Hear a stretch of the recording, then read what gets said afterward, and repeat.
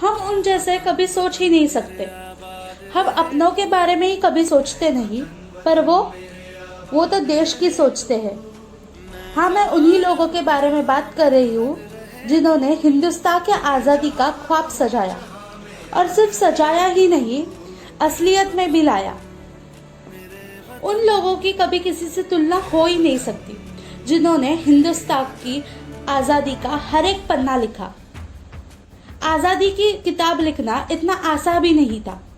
स्याही की जगह खून का कतरा कतरा इस्तेमाल हुआ।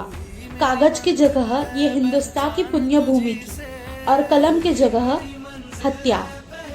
आज़ादी की लड़ाई कोई भी अकेले लड़ नहीं सकता था। हम सबको साथ मिलकर लड़नी थी, और हमने लड़ी भी। अंग्रेजों ने हमारे हिंदुस्तान को उनका बनाना चाहा, पर हमारे देशभक्तों को ये पता था कि ये देशभक्ति उनके देश हिंदुस्तान के लिए है। जो कल उनका था, आज उनका है और रहेगा भी। तो बस आज़ादी का सपना सजाया और देखते देखते चल पड़े सपने को सच करने की राह पर। मंजिल पर पहुंचना इतना आसान नहीं था। इनकलाब जिंदाबाद की गूंज में कितनों के सर धड़ से अलग हुए, पर आगे बढ़ने का जज्बा कभी कम नहीं हुआ। और इसी आज़ादी की वजह से हम आज इतने चैन से जिंदगी जी रहे हैं। इन देश प्रेमियों में और हमारे में बहुत फर्क है। अंग्रेज उन्हें गुलाम बनाना चाहते थे, पर वो बने नहीं।